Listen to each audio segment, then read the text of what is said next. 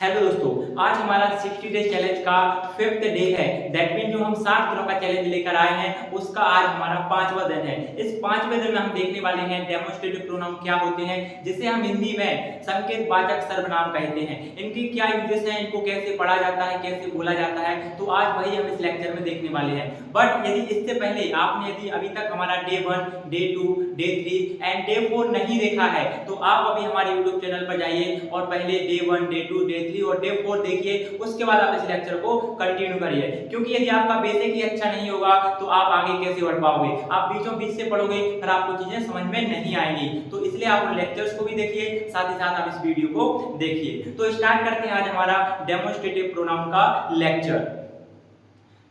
दोस्तों, demonstrative pronoun का मतलब होता है संकेतवाचक सर्वनाम। जैसा कि इसके नाम में मेंशन है डेमो, तो डेमो का मतलब क्या होता है, हमें किसी चीज का परिचय देना, किसी चीज का परिचय देना। तो डेमोस्ट्रेटिव प्रोनाउन का मतलब है किसी व्यक्ति, किसी वस्तु या किसी स्थान के बारे में हमें संकेत देना, उसके बारे में आगाह करना। राइट, तो किसी व्यक्ति, किसी वस्तु या किसी स्थान के बारे में जब हम संकेत देते हैं तो वहां पे हम किस चीज का यूज करते हैं, वहां पे हम डेमोस्ट्रेटिव प्रोनाउन का यूज करते हैं। तो दोस्तों, जैसा कि हमें पता है डेमोस्ट्रेटिव प्रोनाउन 4 होते हैं। There are 4 demonstrative pronoun. कितने हैं? 4 डेमोस्ट्रेटिव प्रोनाउन होते हैं। पहला है दिस, दूसरा that, third these and fourth those होते हैं। That mean there are 4 demonstrative pronoun. इनके सबके अपने अपने मतलब होते हैं, अलग अलग तरीके से हम इनको यूज करते हैं। यदि मैं बात करूं दिस की, तो दिस का मतलब क्या होता है? दिस का मतलब होता है दोस्तों यह। दैट मीन यदि यहाँ पे कुछ है तो I will say that this is a pen. In a similar manner यदि मैं इसी तरीके से आपसे बात करूं कि दैट का मतलब होता है वह। दैट का क्या मतलब होता है? वह। लेकिन आप बोलेंगे कि दैट का मतलब वह है, तो ही का मतलब क्या है, सी का मतलब क्या है, दिस का मतलब क्या है, दैट का मतलब क्या है। दैट मीन मल्टीपल हमारे पास ऐसे वर्ड हैं जिनका मतलब वह होता है। तो दैट में और बाकी वर्ड्स में ही, सी, इट में क्या डिफरेंस है? तो दोस्तों मैं आपको बता दूं, जब भी आप ही की बात करते हैं तो ही का मतलब होता है लड़का। दैट मीन किसी लड़के की बात करोगे तो आप वहां पे ही का यूज करोगे। यदि किसी लड़की की बात करोगे तो आप वहां पे किसका यूज करोगे? वहां पे आप सी का यूज करोगे। राइट दोस्तों, इसी तरीके से यदि मैं इट की बात करूं तो इट का मतलब क्या होता है? इट का मतलब यह भी होता है, कहीं कहीं पे हम उसको एज अ वह के रूप में भी यूज करते हैं। लेकिन आप ध्यान रखना, इट का यूज हम एनिमल्स के लिए करते हैं और नॉन लिविंग थिंग्स के लिए करते हैं। बट हमें यहाँ पे देखना है दैट का यूज। दैट का मतलब होता है वह। दैट मीन जो चीज आपसे दूर है और सिंगुलर है तो वहां पे आप दैट का यूज करोगे। यदि मैं बात करूं दीज और दोज की, तो दीज का मतलब होता है यह सभी, या उसे हम बोल सकते हैं ए सभी। फॉर एग्जाम्पल यदि मैं आपसे बोलूं कि मेरे पास यदि मल्टीपल पेन है, मेरे पास क्या है, एक से अधिक पेन है। For example I have 3 pen, तो मैं क्या बोलूंगा? मैं यहाँ पे बोलूंगा दीज पेन्स। क्या बोलूंगा? These pens. दैट मीन मेरे पास एक से अधिक पेन है, तो वहां पे मैं किसका यूज करूंगा? मैं वहां पे दीज का यूज करूंगा। इसी तरीके से दोज, दोज का मतलब होता है वो सभी। ये पेन जो मेरे हाथ में है, यदि इसी पेन को मैं दूसरे रूम में रखे आऊं या मेरे घर पे हूं या दुकान में हूं तो मैं क्या बोलूंगा? Those pens. क्या बोलूंगा? Those are pens. वो सभी पेन हैं। Those are my friends. वो सभी मेरे दोस्त हैं। Those are the chairs. Right, वो सभी चेयर्स हैं। दैट मीन आपसे दूर हैं और एक से अधिक हैं, तो वहां पे हम किसका यूज करेंगे? दोज का यूज करेंगे। तो आपको मतलब समझ में आया चारों का? दिस का मतलब यह, दैट का मतलब वह, दीज का मतलब यह सभी, दोज का मतलब वह सभी होता है। अब यदि दोस्तों मैं आपसे बात करूं कि इनको हम कैसे पता लगाएं कि हमें दिस कहां लगाना है, दैट कहां लगाना है और दीज कहां लगाएंगे और दोज कहां लगाएंगे, तो बहुत सिंपल है, बहुत आसान है, इतना टफ नहीं है जितना आपको बताया जाता है या जितना आपने पढ़ा है। राइट, इसीलिए मैं आपको एक प्रॉपर चार्ट सिस्टम से, प्रॉपर सिस्टमेटिक तरीके से आपको एक एक चीज डीप में जाके बताता हूं कि किस तरह से आप अच्छे से अच्छे तरीके से शॉर्टकट से कोई भी चीज को याद लॉन्ग टाइम तक रख सकते हो दोस्तों। तो जैसा कि आप यहाँ पे देखेंगे मैंने लिखा है नियर और फार। नियर का मतलब होता है पास, फार का मतलब होता है दूर, या आप अभी भी बोल सकते हो। साथ ही साथ आप देखोगे सिंगुलर एंड प्लूरल। मैंने यहाँ पे सिंगुलर और प्लूरल लिखा है। सिंगुलर की लाइन में यदि आप देखेंगे तो यहाँ पे दिस और दैट लिखा है, और इस वाले सेक्शन में आप देखेंगे तो ऊपर आपको नियर नियर दैट मीन पास दिखेगा कि जो वस्तु, जो व्यक्ति या कोई स्थान आपके पास है तो वहां पे आप क्या यूज करोगे, आप दिस का यूज करोगे। जैसे मैं बोलूंगा this is pen, right, this is white board, this is light, this is fan, this is mobile, this is laptop, ये सभी क्या मेरे पास में है। पास में का मतलब क्या होता है दोस्तों, पास का मतलब ये होता है कि जिसे आप टच कर सको। आपके 5-7 फीट के आसपास की जो भी चीजें हैं आप उन्हें दिस का यूज करके बता सकते हो। This is pen, this is chair, this is camera, this is LCD, whatever, right. तो जैसे आप जिस चीज को या आप जिसे टच कर सकते हो, छू सकते हो, वहां पे आप किसका यूज करोगे, वहां पे आप दिस का यूज करोगे। और साथ ही साथ वो चीज एक होनी चाहिए, एक वचन होनी चाहिए। एक वचन का मतलब होता है singular. For example this pen, सिर्फ एक पेन है, एक से अधिक होंगे तो हम इसका यूज नहीं करेंगे। यदि सिमिलर केस में यदि कोई चीज आपसे बहुत दूर है जिसे आप छू नहीं सकते और वो एक है तो आप वहां पे क्या लगाओगे, वहां पे आप दैट का यूज करोगे।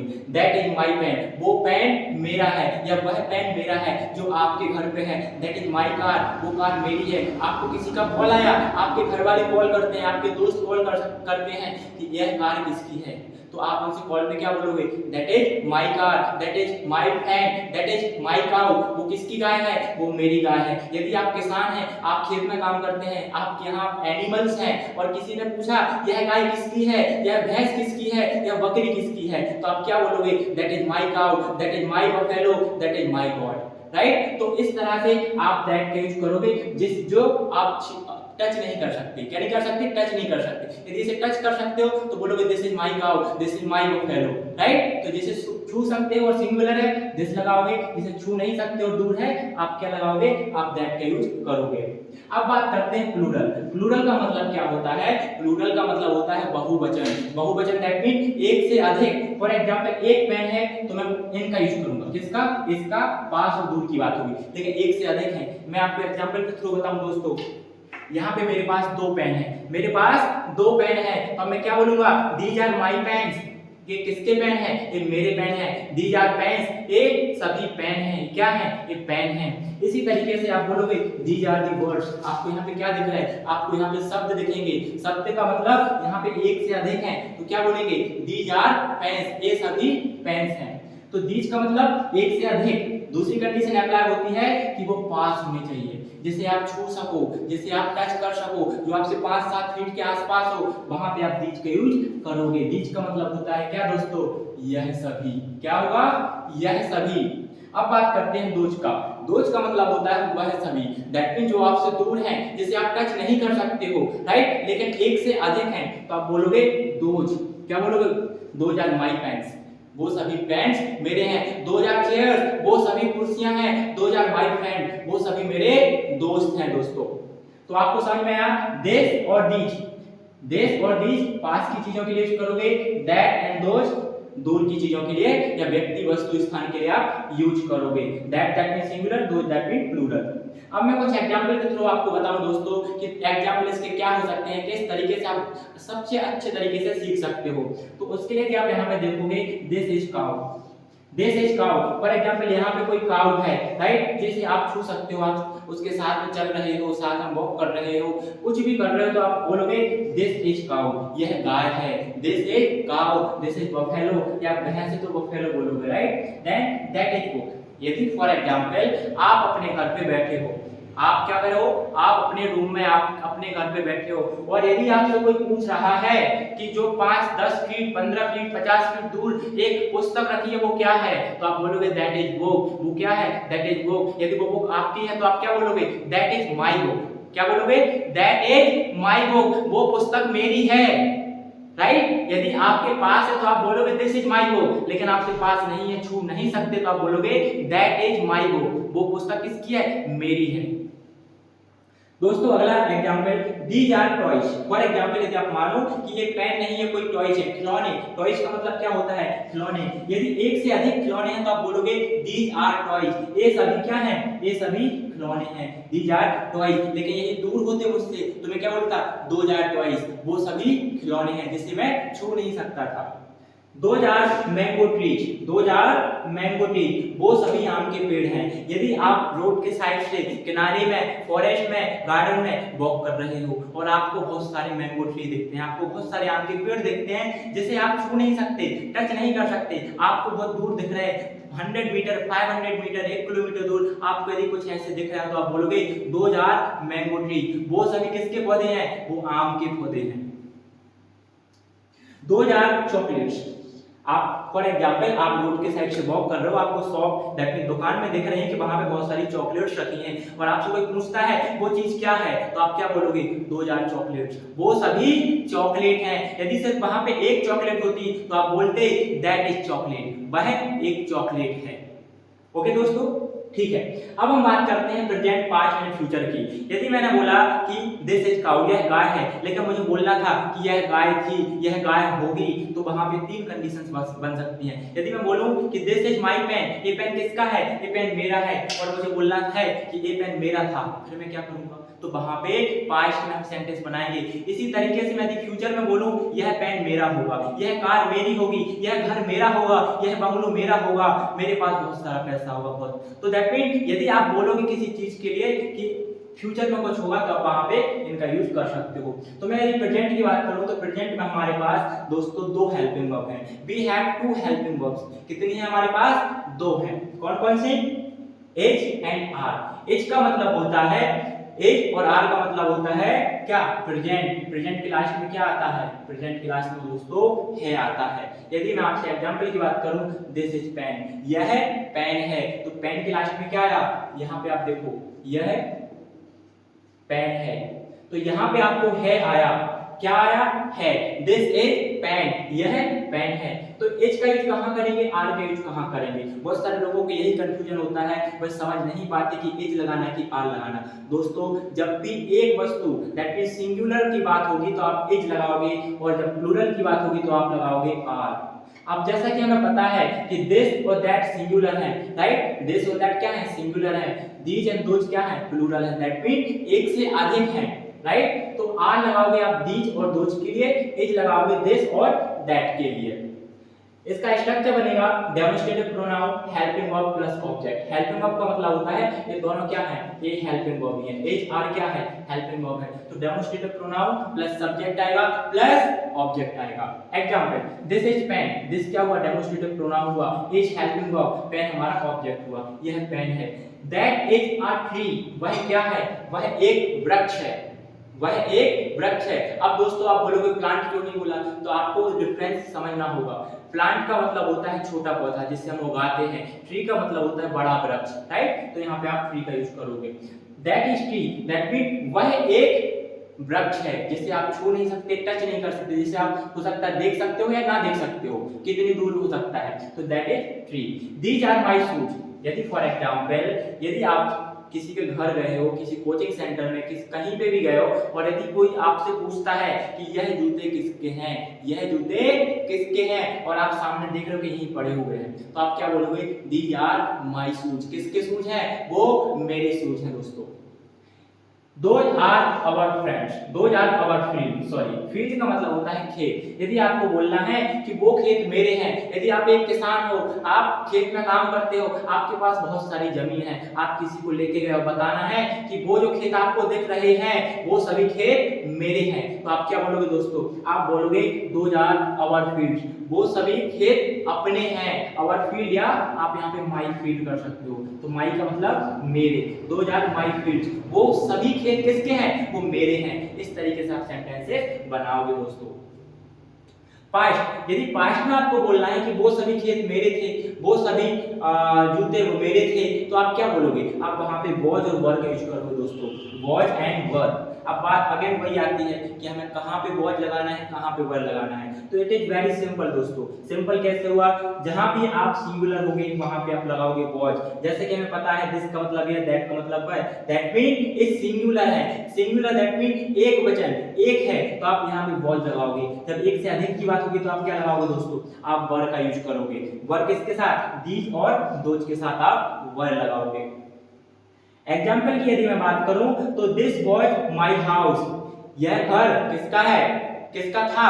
यह घर मेरा था। This was my house. आज मैं इस घर में रेंट से रहता हूँ, लेकिन ये घर मेरा था। This was my house. That was my bike. For example, यदि आप रोड के किनारे जा रहे हो और आपको कोई ऐसी बाइक दिख जाती है जो आपकी थी पहले, किसकी थी? आपकी थी। आप उस बाइक की ओर संकेत करोगे। संकेत का मतलब होता है गेस्चर करोगे, इशारा करोगे, या किसी को बताओगे कि दैट वॉज माई बाइक, वो बाइक मेरी थी। वो मोटरसाइकिल किसकी थी? वो मेरी थी, लेकिन मैंने उसको बेच दिया।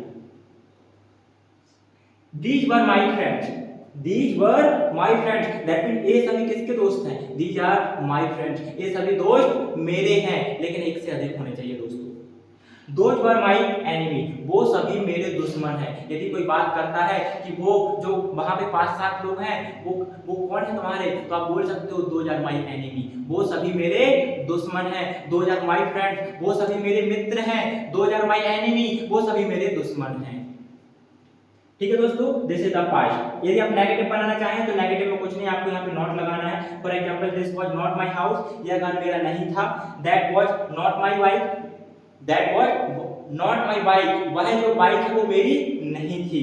दीज वर माय फ्रेंड्स, ये सभी जो दोस्त थे ये सभी मेरे दोस्त थे, लेकिन आप बोलोगे these were not my friends, ये सभी दोस्त मेरे नहीं थे।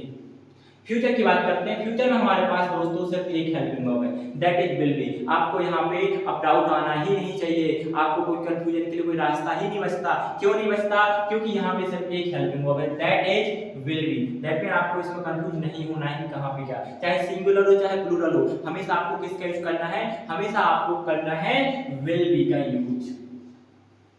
एग्जाम्पल के थ्रू समझते हैं। Structure will be same, structure इसी तरह से होगा। For example, that will be my car, वह कार मेरी होगी। यदि आप कार खरीदना चाहते हो, आप शोरूम के बाहर खड़े हो और you are looking that car, आप उस कार को देख रहे हो, तो आप बोलोगे that will be my car one day, एक दिन वो कार मेरी होगी। That will be my house one day, एक दिन वो घर मेरा होगा। That will be my field, वह खेत एक दिन मेरा होगा। ओके दोस्तों, those will be our horse. यदि for example you are walking on the street and you are looking that there are lot of horse, ground में बहुत सारे हॉर्स हैं, दैट मीन घोड़े हैं, और आप उनको देख रहे हो, तो आप यदि बोलोगे कि एक दिन वो सभी घोड़े किसके होंगे? वो मेरे होंगे, राइट? तो those will be our horse, वो घोड़े हमारे होंगे। This will not be true, that mean यह सत्य नहीं होगा। This will not be true, right? This will not be true, यह सत्य नहीं होगा। यदि कोई आपसे कुछ बोल रहा है तो आप बोल सकते हो this will not be true, right? यह सत्य नहीं होगा। This tree will be green, यदि आप कोई पौधा देख रहे हो जो आपके पास है, जिसे आप टच कर सकते हो, छू सकते हो, तो आप बोल सकते हो this tree will be green, यह पौधा दैट मीन वृक्ष, यह वृक्ष हरा होगा। कब होगा? जब उसका सीजन आएगा, टाइम आएगा, तो ये पौधा हरा हो जाएगा। इसी तरीके से दोस्तों, जब आपका टाइम आएगा, तो आपका जब कम्युनिकेशन अच्छा हो जाएगा, तो आप बहुत अच्छा करेंगे अपनी लाइफ में। तो दोस्तों, यदि आपने अभी तक हमारे चैनल को सब्सक्राइब नहीं करा है, वीडियो को लाइक नहीं करा है, तो वीडियो को लाइक करिए, सब्सक्राइब करिए, अपने जरूरतमंद दोस्तों के साथ जरूर शेयर करो, क्योंकि यह 60 डे का जो चैलेंज है बिल्कुल फ्री है। इसके लिए आपको कुछ पे नहीं करना है, आपको अपने घर पे बैठे बैठे ही एक वीडियो देखना है और उस वीडियो को देखते ही आपको प्रैक्टिस करना है। और यदि आपको प्रैक्टिस करना है तो आप हमारे व्हाट्सएप ग्रुप को ज्वाइन करिए। व्हाट्सएप ग्रुप में हम डेली बेसिस पर प्रैक्टिस शीट अपलोड करते हैं दोस्तों, और ये बहुत सारा वहाँ पे कंटेंट भी आपको प्रोवाइड करते हैं, जहाँ से आप प्रैक्टिस भी कर सकते हो फ्री ऑफ कॉस्ट। तो आप हमारे व्हाट्सएप ग्रुप को ज्वाइन करिए और वहां से आपको डेली बेसिस पे प्रैक्टिस शीट मिलेगी और ये वाला वीडियो भी आपको वहां पे मिल जाएगा इजीली तरीके से। तो अब देखते हैं कुछ और example. Those people will be greedy, that mean वो सभी व्यक्ति क्या होंगे? लालची होंगे। Those people will be greedy, यदि आप किसी व्यक्ति को देखते हो और वो एक से अधिक है, वहां 4 लोग हैं, वहां 5 लोग हैं, और आप बोलना चाहते हो कि वो सभी लोग क्या होंगे? ग्रीडी। ग्रीडी का मतलब क्या होता है दोस्तों? लालची, वो सभी लालची होंगे। दोज वर नॉट क्या होंगे? दोज वर नॉट चेयर्स, वो सभी चेयर्स नहीं थी, वो सभी चेयर्स नहीं थी। These were her clothes, these were किसके क्लोथ्स हैं? ये किसके क्लोथ थे? किसके कपड़े थे? तो ये कपड़े, ये सभी कपड़े उसके थे। दीज वर हर क्लोथ्स, यह सभी कपड़े किसके थे? ये उसके थे, किसी लड़की के थे। तो दोस्तों, अब आपने डेमोन्स्ट्रेटिव प्रोनाउन को देखिया। डेमोन्स्ट्रेटिव प्रोनाउन हमारे पास 4 होती हैं, this, that, these and those. This का मतलब यह है, दैट का मतलब वह है, डीच का मतलब यह है सभी, दोज का मतलब वह सभी। दिस और डीच को हम जो पास में होता है उसके लिए यूज करते हैं, दैट एंड दोज जो हमसे दूर होते हैं जिसे हम टच नहीं कर सकते वहां पे हम इसका यूज करते हैं। तो दोस्तों जैसा आपको पता है कि डेली बेसिस पे हम जो लेक्चर लेते हैं, लेक्चर के साथ ही साथ आपकी वोकेबलरी भी स्ट्रॉन्ग कराते हैं, क्योंकि यदि वोकेबलरी स्ट्रॉन्ग नहीं होगी तो आपका पढ़ने को कोई मतलब नहीं रहेगा। तो आपको एक ही वीडियो में सारा कंटेंट मिल जाता है। तो आप यहाँ पे देखोगे मैंने बहुत सारी वर्ब्स लिखी हैं, कुछ यहाँ पे एडवर्ब भी लिखी हैं। एडवर्ब क्या होती है? एडवर्ब जो वर्ब की क्वालिटी बताती है, जो वर्ब के बारे में बताती है, वो एडवर्ब होती है। जैसा कि आप यहाँ पे देखोगे सून, सून का मतलब होता है जल्दी। क्या मतलब होता है दोस्तों? बोलते हैं ना I will meet you soon, मैं आपसे जल्दी मिलूंगा, I will meet you soon, right, I will come soon, like this. तो वहां पे हम सून का यूज करते हैं। स्टिल का मतलब होता है अभी भी या अभी तक।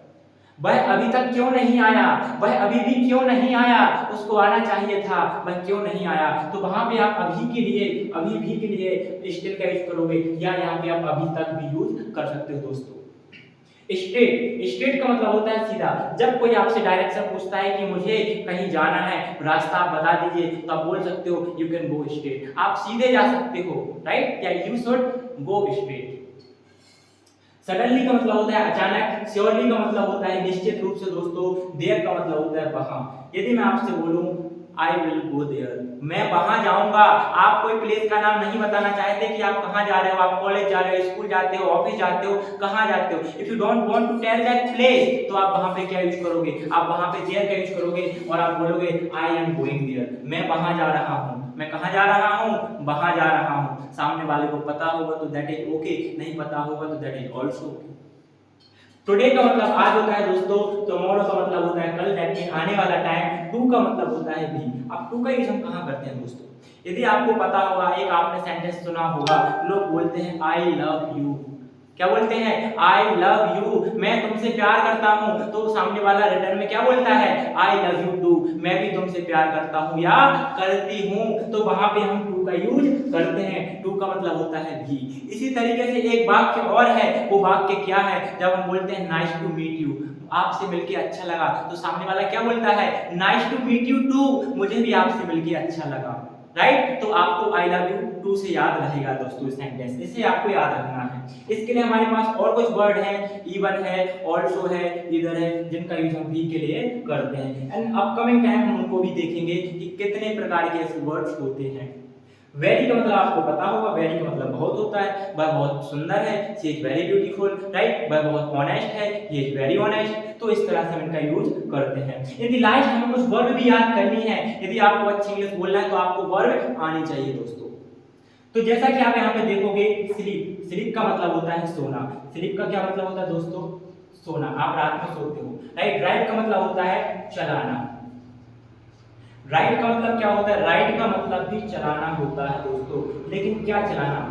अब इनमें डिफरेंस क्या है? What is the difference between drive and ride? इन दोनों वर्ड में क्या डिफरेंस है? कहां पे ड्राइव लगाना है, कहां पे राइड लगाना है दोस्तों? तो ड्राइव का मतलब होता है जब भी आप फोर व्हीलर चलाते हो, फोर व्हीलर दैट मीन जिसमें चार पहिए होते हैं, तो वहां पे आप किस का यूज करोगे? वहां पे आप ड्राइव का यूज करोगे। यदि मैं वहीं आपसे बात करूं कि जब मैं टू व्हीलर चलाता हूं, टू व्हीलर दैट मीन जिसमें दो पहिए हैं, तो आप उसे क्या यूज करोगे? आप वहां पे राइड का यूज करोगे। यदि आप बाइक की बात करोगे दैट मीन मोटरसाइकिल जिसे लोग बोलते हैं, तो वहां पे आप राइड बोलोगे, आप ड्राइव नहीं बोलोगे। ड्राइव बोलोगे तो सामने वाला समझ जाएगा कि बंदे को इंग्लिश नहीं आती है, इसलिए वो ड्राइव लगा रहा है, तो आपको राइड का यूज करना है। यहाँ पे एक चीज और नहीं मैंने मेंशन करी, जो होती है ऑपरेट।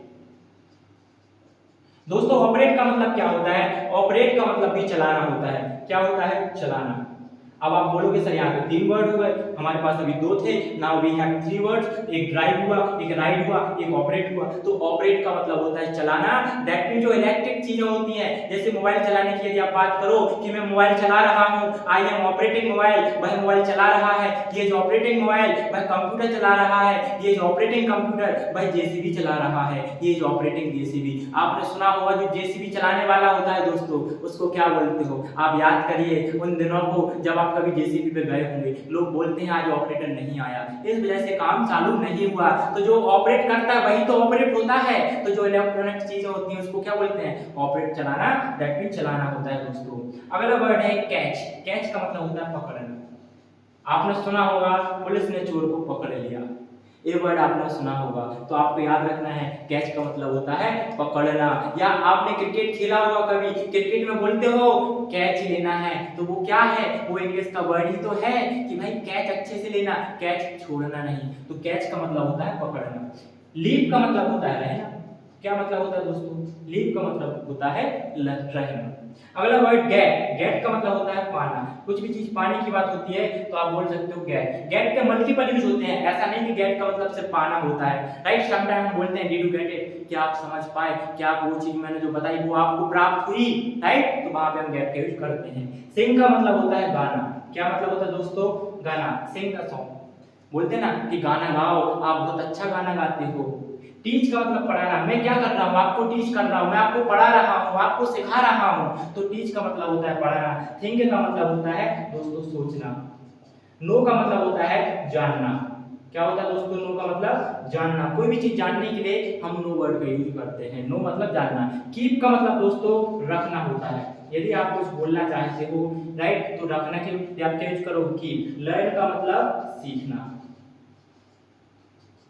जंप का मतलब कूदना।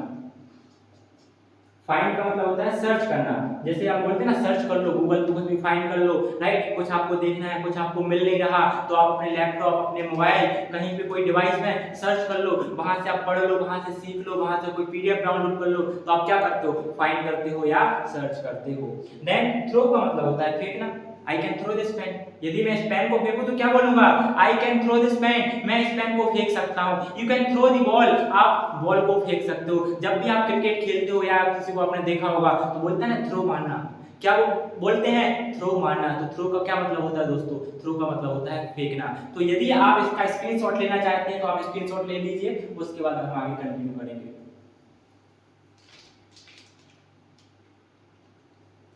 ओके दोस्तों, आई होप आप लोगों ने इसका स्क्रीनशॉट ले लिया होगा। मैं आपको अगेन बोलता हूं कि जो हमारा 60 डेज चैलेंज है वो हम पूरा करेंगे, और हम चाहते हैं कि आप घर बैठे, यदि आप हमारी क्लास ज्वाइन नहीं कर पा रहे तो आप YouTube के माध्यम से ही घर बैठे इंग्लिश सीखिए। क्योंकि हमारा मिशन ही है कि हर व्यक्ति को, जिसको इंग्लिश की नीड है, उसको इंग्लिश आनी चाहिए। बोलना ना बोलना आपकी जरूरत है कि आपको नीड है या नहीं है, बट आपको आनी चाहिए। क्योंकि आज के टाइम में इंग्लिश बोलना बहुत ही इंपॉर्टेंट है, बहुत ही महत्वपूर्ण है। तो दोस्तों यदि आप हमारी super spoken English class Damoh आ सकते हैं, जहां हमारा ऑफलाइन सेंटर है, स्टेशन चौराहे के पास में, सेंट्रल बैंक के पास में है, तो आप वहां पे आ सकते हो। गूगल पे आप लोकेशन देख लो। साथ ही साथ यदि आप ऑफलाइन किसी कारणवश, किसी व्यवस्थावश आप नहीं आ सकते तो आप हमारी ऑनलाइन क्लासेस ज्वाइन कर सकते हैं। और यदि आप घर बैठे देखना चाहते हैं तो आप यूट्यूब को फॉलो करिए, आप हमारे social media platform Facebook, Insta से जुड़िए। साथ ही साथ आप हमारे व्हाट्सएप ग्रुप में जरूर जुड़िए दोस्तों। जो मैं यहाँ पे पढ़ाता हूँ इसका मैं डेली वहाँ पे वीडियो आपको मिल जाएगा, वहाँ पे लिंक मिल जाएगी।